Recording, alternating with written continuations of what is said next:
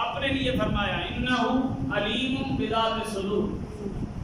یہ اللہ نے اپنے لیے بیان کیا. اللہ وہ ہے جو علیم ہے, جاننے والا ہے, جو جاننے والا ہے. علیم بذات الصدور. اللہ وہ ہے جو سمیع ہے. اپنے لیے بھی فرمایا میں علیم بھی ہوں, میں سمیع بھی ہوں, میں بصیر بھی ہوں. اور یہی صفات اللہ نے ہمارے لیے بھی بیان کی. اب اس میں یہ تفریق بھی ختم کر دی کہ انسان نیک ہے یا بد ہے, ولی ہے یا غیر ولی ہے, عالم ہے یا جاہل ہے, مسلمان ہے یا کافر ہے. انا خلقنا الانسان من نطفۃ امشاج نبتلیہ فجعلناہ سمیعا بصیرا. فرمایا ہم نے انسان کو نطفے سے پیدا کیا, پانی کی بوند سے پیدا کیا. فجعلناہ نبتلیہ, فرمایا تھا کہ ہم اسے آزمائیں, اس کی آزمائش کریں. فجعلناہ سمیعا بصیرا. ہم نے انسان کو ایسا بنایا جو کانوں سے سنتا بھی ہے, آنکھوں سے دیکھتا بھی ہے. سمیع بنایا, بصیر بنایا. اگر اس آیت کا مفہوم میں اور آسان کروں تو معنی یہ بنے گا, مثلا اس وقت میرے منہ سے نکلنے والے الفاظ آپ لوگوں کو سنائی دے رہے ہیں, آپ بھی سن رہے ہیں, مالک بھی, اللہ بھی سن رہا ہے, مجھے آپ بھی دیکھ رہے ہیں, میرا رب بھی مجھے دیکھ رہا ہے. اگر یہ ایک لفظ دونوں جگہ مشترک ہو جائے, مشترک لفظ آنے کی وجہ سے اگر شرک ہو جاتا تو پھر تو یہاں پہ شرک بن جاتا ہے, لیکن شرک نہیں بنے گا. کیونکہ اللہ رب العالمین دیکھنے والا ہے, اپنی قدرت کاملہ کے ساتھ دیکھنے والا ہے. اگر آپ مجھے دیکھ رہے ہیں, آپ کو اللہ نے دیکھنے کی طاقت عطا کی ہے تو تب دیکھ رہے ہیں. اگر مرنے میں کوئی بندہ نابینا آ جائے وہ مجھے دیکھ نہیں پائے گا. گویا جسے اللہ نے دیکھنے کی طاقت عطا کر دی اس نے مجھے دیکھ لیا, اور جسے اللہ نے دیکھنے کی طاقت عطا نہیں کی اس نے مجھے نہیں دیکھا.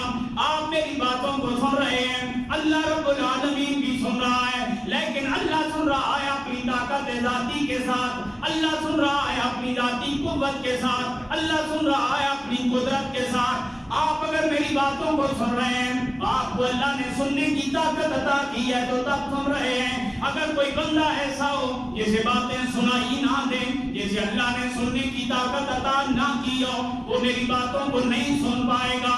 گویا پتہ یہ چلا اللہ بھی سمیع, انسان بھی سمیع, اللہ بھی بصیر, انسان بھی بصیر, اللہ بھی دیکھنے والا, انسان بھی دیکھنے والا, اللہ بھی سننے والا, انسان بھی سننے والا. لیکن اللہ سننے میں کسی کا محتاج نہیں ہے, انسان سننے میں اللہ کا محتاج ہے. اللہ دیکھنے میں کسی کا محتاج نہیں ہے, انسان دیکھنے میں اللہ کا محتاج ہے. جس طرح سننے اور دیکھنے میں محتاجی اور غیر محتاجی کی تعریفات آ گئی, اسی طرح استعانت میں بھی بات یہی آئے گی. اللہ مدد کرنے میں کسی کا محتاج نہیں ہے, بندہ مدد کرنے میں اللہ کا محتاج ہے. عبادت اللہ کے علاوہ کسی کی نہیں کی جا سکتی, اور اللہ کسی کا محتاج نہیں ہے, لیکن بندے محتاج ہیں. عالم بھی محتاج, جاہل بھی محتاج, پڑھا لکھا بھی محتاج, ان پڑھ بھی, نبی بھی محتاج, غیر نبی بھی, سارے اللہ کے محتاج ہیں. جس طرح دنیا میں اللہ کی مرضی ہے کسے اولاد عطا فرمائے, کسے نہ عطا کریں, یہ اس کی مرضی ہے, وہ مالک ہے. اب جسے اس نے اولاد عطا کر دی اس کے اوپر اس نے فضل فرمایا, جس کے اوپر اس نے اولاد جس کو نہ عطا کی, یہ حکمت ہے, وہ خود بہتر جاننے والا ہے. یہ اللہ کریم کے فیصلے ہیں. دنیاوی معاملات میں بعضوں کو امیر بنایا, بعضوں کو غریب بنایا, بعضوں کو اعلیٰ منصب عطا کیا, بعض نیچے رہ گئے. اگر منصب روحانیت کی طرف جائیں گے, اللہ کی مرضی ہے کسے نبی بنائے, کسے غیر نبی رکھیں. اللہ کی مرضی ہے کسے اپنا محبوب بنا لیں, یہ اس کی اپنی مرضی ہے. لیکن جسے اس نے محبوب بنایا پھر محبوب کو ایسے نہیں چھوڑا. اللہ کریم نے اپنے محبوب کو منصب عطا فرمایا, پھر دنیا کے کمالات عطا کیے.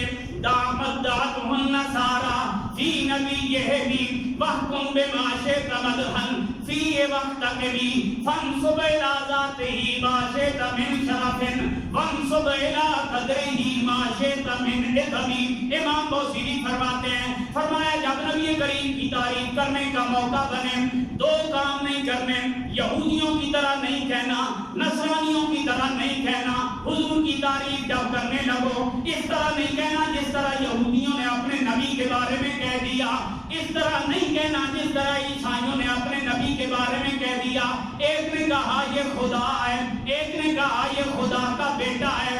امام بوصیری فرماتے ہیں اپنے نبی کی تعریف کرتے وقت اپنے آقا کو خدا بھی نہیں کہنا، خدا کا بیٹا بھی نہیں کہنا.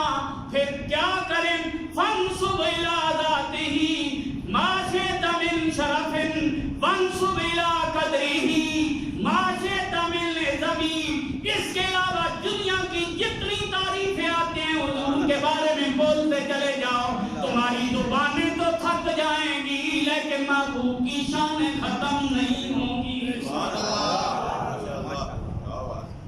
زمین و زمان تمہارے لیے، مکین و مکان تمہارے لیے، جنین و جنا تمہارے لیے، بنے دو جہاں تمہارے لیے، دہن میں زبان تمہارے لیے، بدن میں ہے جان تمہارے لیے، ہم آئے یہاں تمہارے لیے، اٹھیں بھی وہاں تمہارے لیے. حضور کی تعریف جس انداز میں بھی کریں، خدا نہیں کہنا، خدا کا بیٹا نہیں کہنا. ہاں بوصیری کہتے ہیں اس کے علاوہ جتنی تعریفیں محبوب کی کر سکتے ہو کرتے جائے.